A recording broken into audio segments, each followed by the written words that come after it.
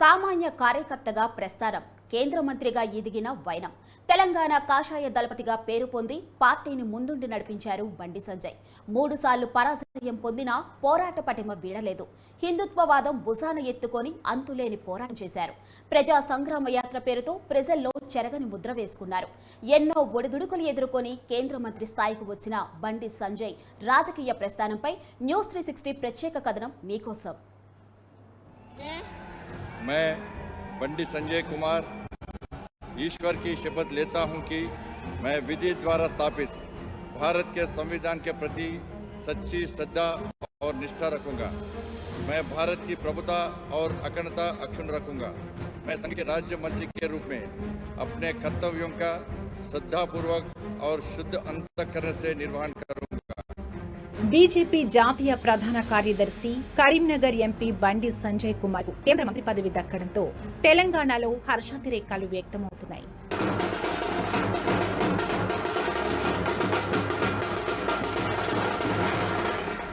ముఖ్యంగా సంజయ్ ని తెలంగాణ కాషాయ దళపతిగా పిలుచుకునే బీజేపీ కార్యకర్తల ఆనందానికైతే అవధులు లేకుండా పోయింది. సామాన్య కార్యకర్తకు దక్కిన గౌరవంగా భావిస్తున్నారు. నిరంతరం ప్రజల పక్షాన పోరాడిన బండి సంజయ్ కి అమాత్య పదవి దక్కడంతో కరీంనగర్ ప్రజల్లో సంతోషాలు వెల్లివిరుస్తున్నాయి. मैं बंडी संजय कुमार ईश्वर की शपथ लेता हूं कि जो विषय संघ के राज्य मंत्री के रूप में मेरे विचार के लिए लाया जाएगा अथवा मुझे ज्ञात होगा, उसे किसी व्यक्ति या व्यक्तियों को तब के सिवाय जबकि ऐसे राज्य मंत्री के रूप में अपने कर्तव्यों के सम्यक निर्वहन के लिए ऐसा करना अपेक्षित हो, मैं प्रत्यक्ष अथवा अप्रत्यक्ष रूप से संसूचित या प्रकट नहीं करूंगा. బీజేపీలో సామాన్య కార్యకర్తగా రాజకీయ ప్రస్థానం ప్రారంభించి పార్టీలో అంచెలంచెలుగా ఎదుగుతూ ఈ స్థాయికి చేరుకున్నారు. రాజకీయంగా దూకుడుగా వెళ్లడం, తొలి నుంచి పార్టీని అంటిపెట్టుకుని ఉండటం బండి సంజయ్కి ప్లస్ పాయింట్లుగా మారాయి. సంఘ్ సపోర్ట్తో పాటు తెలంగాణలో బలమైన బీసీ సామాజిక వర్గానికి చెందిన నేత కావడం వంటి అంశాలు మోదీ 3.0 జట్టులో చోటు దక్కించుకునేందుకు ఆయనకు బాగా కలిసొచ్చాయనే చెప్పాలి.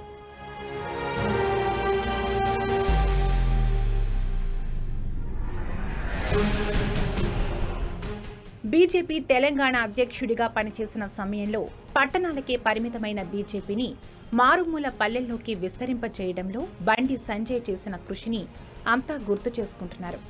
ప్రజా సంగ్రామ యాత్రతో 1600 కిలోమీటర్లకు పైగా పాదయాత్ర చేసి కష్టాల్లో ఉన్న ప్రజలకు అండగా నిలిచారు.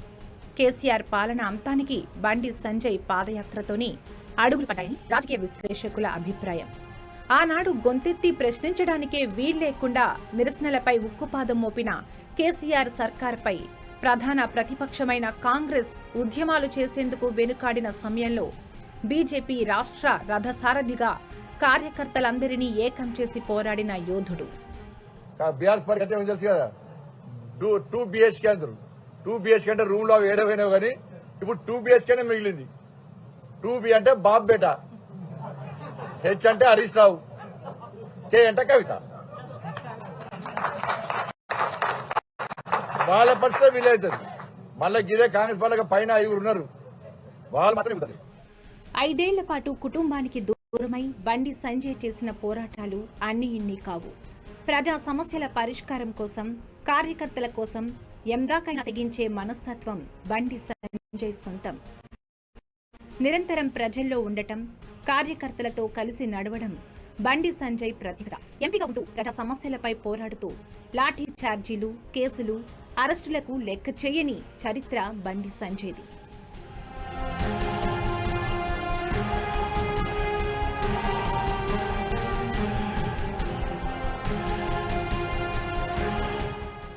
రెండు 2018, 2023లో తెలంగాణ అసెంబ్లీ ఎన్నికల్లో బండి సంజయ్ను ఓటమి పలకరించినా 2019, 2024 లోక్సభ ఎన్నికల్లో ఆయన తిరుగులేని విజయాలను నమోదు చేశారు.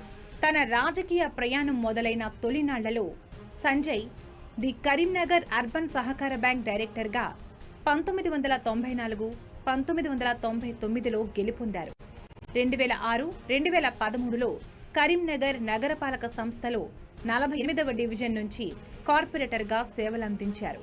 కరీంనగర్ టౌన్ బీజేపీ అధ్యక్షుడిగా ఉంటూ 2014 శాసనసభ ఎన్నికల్లో తొలిసారిగా పోటీ చేసి 52,000 పైచిలుకు ఓట్లు సాధించి ద్వితీయ స్థానంలో నిలిచారు. 2018లోనూ దాదాపు అదే పరిస్థితి. 2019 లోక్సభ ఎన్నికల్లో కరీంనగర్ నుంచి బీజేపీ అభ్యర్థిగా సంచలన విజయం నమోదు చేసిన సంజయ్ ఆ తర్వాత బీజేపీ రాష్ట్ర అధ్యక్ష పగ్గాలు చేపట్టి పార్టీలో ఉత్సాహం తీసుకొచ్చారు.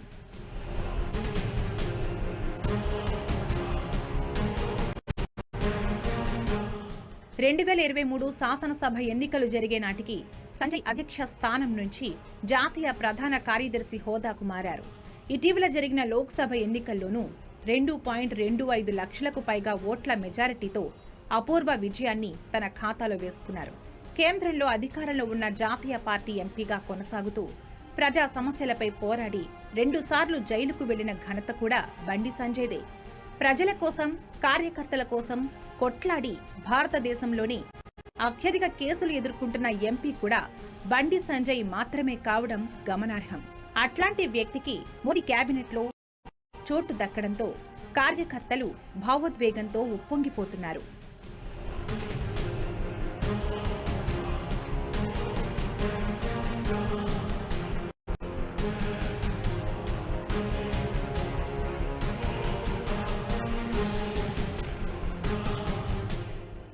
బండి సంజయ్ బాల్యం నుంచే రాష్ట్రీయ స్వయం సేవక్ సంఘ్ కార్యకర్తగా ఉన్నారు. సరస్వతి శిశు మందిర్లో విద్యాభ్యాసం చేసిన ఆయన తొలి నుంచి హిందుత్వ బాటలోనే నడిచారు. 1992లో అయోధ్య కరసేవకుడిగా పనిచేసిన ఆయన అద్వానీ స్వరాజ్ రథయాత్ర సమయంలో వాహన బాధ్యుడిగా సేవలందించారు. మాజీ ఉపరాష్ట్రపతి వెంకయ్యనాయుడు పార్టీ పనుల కోసం ఢిల్లీకి వచ్చిన తొలినాళ్లలో ఆయనకు సహాయకులుగా కిషన్ రెడ్డి, బండి సంజయ్ వ్యవహరించారు. ఢిల్లీలో బీజేపీ కార్యాలయ ఇన్ఛార్జిగా, పార్టీ ప్రచార ఇన్ఛార్జిగా బాధ్యతలు నిర్వహించారు. భారతీయ జనతా యువమోర్చా పట్టణ ప్రధాన కార్యదర్శిగా, అధ్యక్షుడిగా, రాష్ట్ర కార్యవర్గ సభ్యుడిగా, రాష్ట్ర ఉపాధ్యక్షుడిగా పనిచేశారు.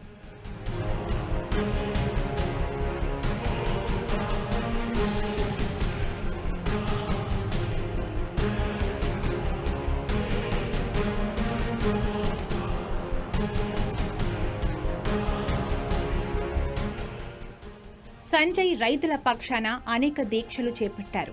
నిరుద్యోగ మార్చ్ పేరుతో జిల్లాల వారీగా నిరసన కార్యక్రమాలతో నిరుద్యోగుల పక్షాన పోరాడారు.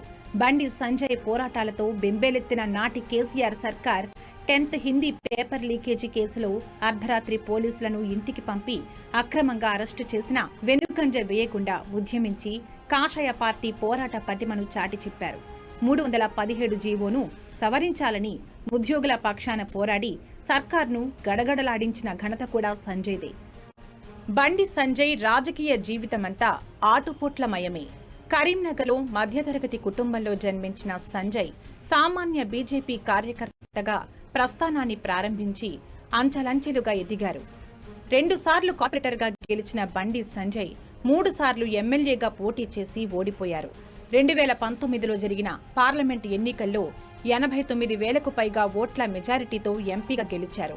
ఆ తరువాత బీజేపీ రాష్ట్ర పగ్గాలు చేపట్టిన బండి సంజయ్ రాష్ట్రమంతా సుడిగాలి పర్యటనలు చేస్తూ ప్రజా సమస్యలపై అలుపెరగని ఉద్యమాలు చేస్తూ బీజేపీని రాష్ట్ర వ్యాప్తంగా బలోపేతం చేయడంలో కీలక పాత్ర పోషించారు. బీజేపీ హిందుత్వ భావజాలాన్ని నరనరాన పుణికిపుచ్చుకున్న బండి సంజయ్ ఓట్ల కోసం, పదవుల కోసం, రాజకీయ ప్రయోజనాల కోసం తాను నమ్మిన సిద్ధాంతాన్ని ఏనాడు పక్కన పెట్టలేదు. ఎన్ని ఇబ్బందులు ఎదురైనా, మరెన్ని అవమానాలు ఎదురైనా అధిగమిస్తూ ముందుకు సాగారు. అందుకే బీజేపీలో కార్యకర్తలందరికీ బండి సంజయ్ హిందుత్వ ఐకాన్గా మారారు.